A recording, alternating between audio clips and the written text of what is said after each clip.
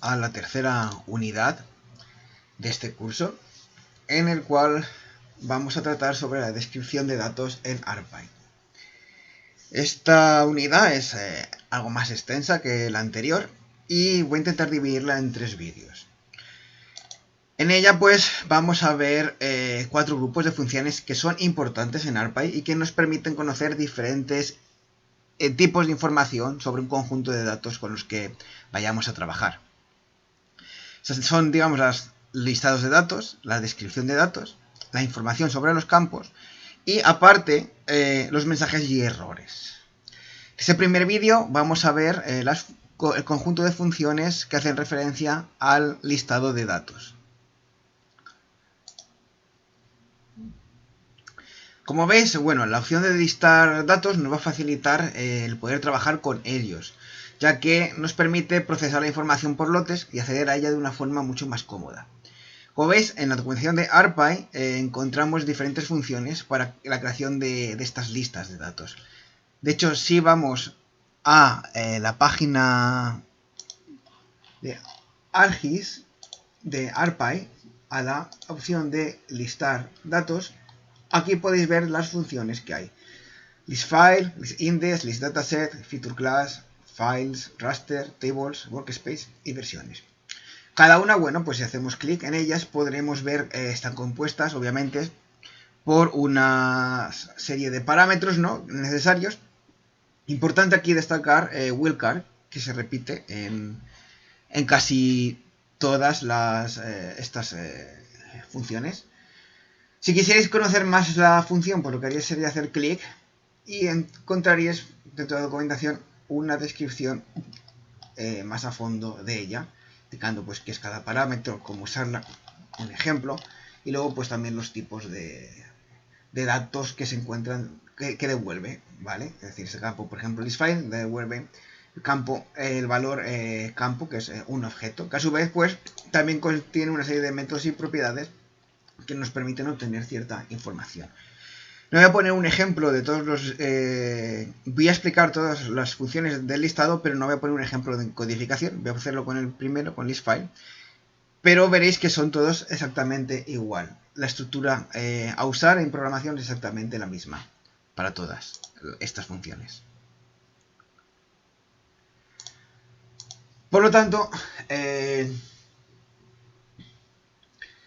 ¿qué ventajas tiene listar datos? Pues bueno, el poder iterar sobre un proceso, un conjunto de datos, nos va a permitir pues crear estas rutinas de trabajo que nos pueden definir un workspace, crear una lista de feature class, workspace o campos, configurar un bucle que recorra pues, estas feature class de las listas, insertar dentro del bucle una acción concreta.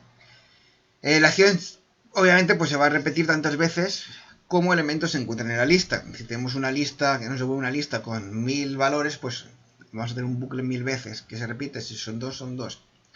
Pues visto, el parámetro wildcard, que se repite en muchas de ellas, lo que nos va a permitir es acotar la búsqueda, devolviéndonos los resultados que contengan cierto valor o empiecen y terminen por tal valor. Imaginaos que queréis hacer una búsqueda en una tabla que tiene o una GDB que tiene un montón de feature class o un montón de campos y solamente queréis un campo específico o un conjunto de campos específicos.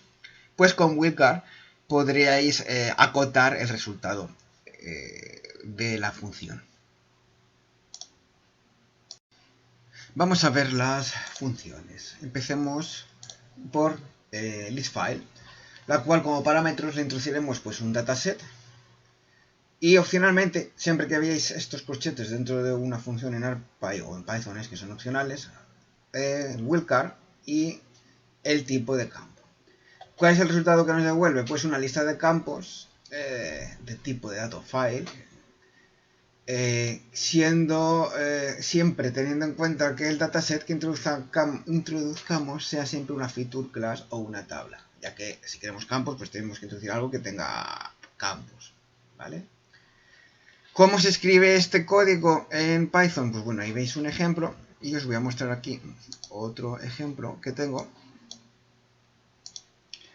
Como es, siempre importamos ARPy, podemos definir el workspace para así indicarle pues qué tipo de feature class, en este caso sería la que usáramos, Como veis, igualamos la función RP LaceField a una variable, que será la variable que nos guarde el campo. Podemos poner aquí, ¿no? Directamente, si no quisiéramos, pero bueno, siempre es quizás mejor tenerla en una variable para saber que tenemos aquí los campos. Y posteriormente, con un bucle for, lo que hacemos es únicamente recorrer todos esos valores. Como veis, campo es un objeto, por lo tanto, si queremos obtener esas propiedades, necesitaríamos ir a cada una. Por ejemplo, con fieldName obtendríamos el nombre del campo y type el tipo de campo. Hay otras diferentes, dependiendo, como veis aquí, longitud, basename, dependiendo un poco de lo que estéis usando, vais a usar, pues usaríais una u otra. Como veis, bueno, con forma lo que hacemos es concatenar estos valores dentro de este string, aparecerán aquí, y pues imprimiremos por pantalla tantas veces o tanto número de campos tengamos en esta feature class.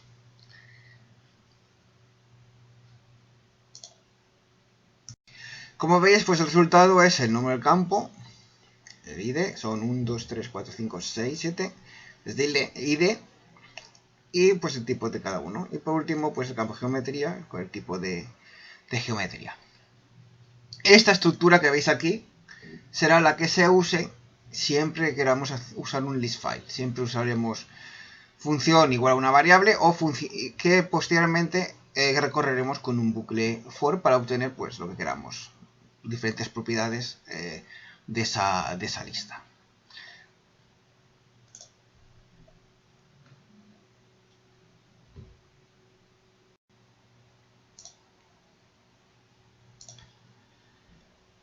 El siguiente es listIndex, el cual, pues igualmente partiendo de una feature class o tabla, nos va a devolver una lista de los índices de esta como dato.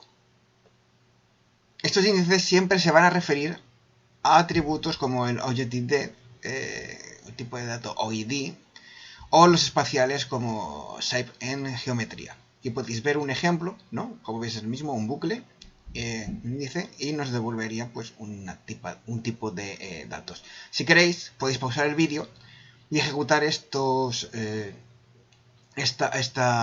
código con capas que vosotros tengáis para así ver lo que resulta. Otro es listDataset, el cual devuelve una lista con los nombres de los datasets que se encuentran en el espacio de trabajo que tengamos. Para ello, anteriormente deberemos definir, como veis aquí, el workspace. Luego, listFeatureClass, la cual nos va a devolver una lista con los nombres de las feature class en el espacio de trabajo que tengamos. Igualmente debemos definir el workspace.